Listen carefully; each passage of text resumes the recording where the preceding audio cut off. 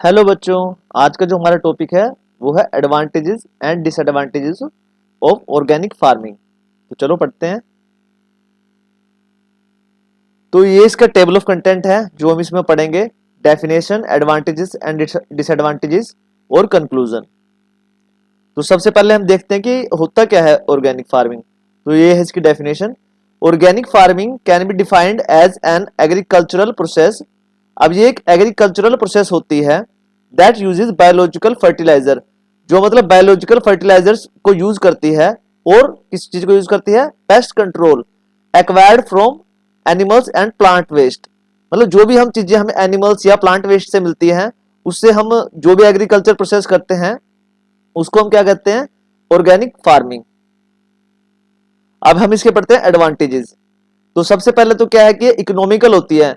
मतलब इसमें क्योंकि हम एक्सपेंसिव फर्टिलाइजर वगैरह, पेस्टिसाइड्स वगैरह, HYV, ये होते हैं हाई यील्डिंग वैरायटी सीड्स, तो ये तो हम यूज करते नहीं है इसमें। तो इसकी क्या होती है, ये काफी इकोनॉमिकल पड़ती है हमें, तो इसलिए कोई एक्स्ट्रा चार्ज एक्सपेंसेस नहीं आते हैं इसमें। नेक्स्ट क्या है? Good return on investment.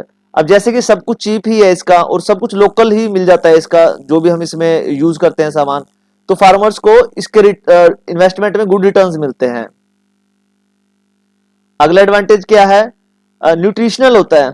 अब टेस्ट का तो हम कुछ कह नहीं सकते यार, इसके इसमें टेस्ट भी लिखा हुआ है, बट वैसे न्यूट्रिशनल होता है और गुड फॉर हेल्थ होता है। अब टेस्ट वैसे भी सेकेंडरी चीज ही होती है। सबसे पहले हम क्या देखना चाहिए, न्यूट्रिशनल है कोई फूड या हेल्थ के लिए कैसा है। तो ये वाला फूड जो होता है ऑर्गेनिक फार्मिंग से जो फूड मिलता है हमें, वो न्यूट्रिशनल भी होता है और टेस्टी भी होता है और हेल्थ वाइज भी अच्छा होता है। नेक्स्ट जो है इसकी एडवांटेज वो है हाई डिमांड। अब इसकी जो डिमांड है बहुत ज्यादा है। अब हमें ये लगता है कि इंडिया में इसकी कोई डिमांड नहीं है, बाहर वाले देश वाले ज्यादा खाते हैं, ऐसा नहीं है। हमारे इंडिया में भी इसकी बहुत ज्यादा डिमांड है और इससे बहुत अच्छी इनकम जनरेट करते हैं जो भी इसको और फार्मिंग करते हैं इस टाइप की। अब क्या है? एनवायरमेंटल फ्रेंडली होती है।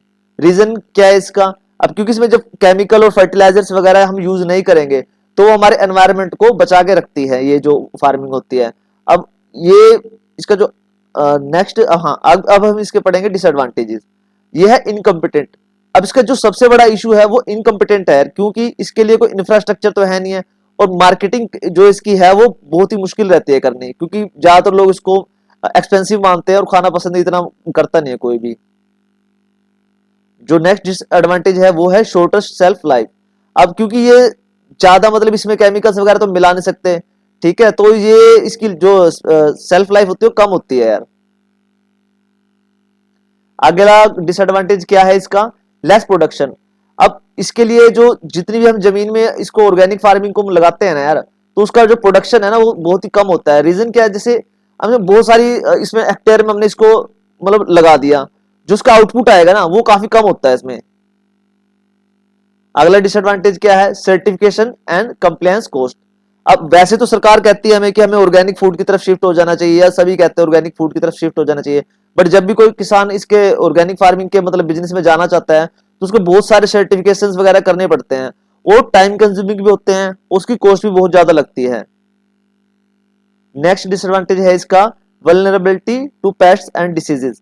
अब क्योंकि इसमें कोई केमिकल्स वगैरह तो यूज करते नहीं है हम यार, देखो, तो जो पेस्ट्स हैं, कीड़े वगैरह हैं, डिसीज हैं, जो बीमारियां हैं, जो भी इसमें फसलों में पाई जाती हैं, वो सबसे पहले इन्हीं को लगती है। जो भी ऑर्गेनिक फार्मिंग होती है ना हमारी, सबसे पहले इन्हीं को पकड़ती है वो। अब हम पढ़ते हैं इसका कंक्लूजन।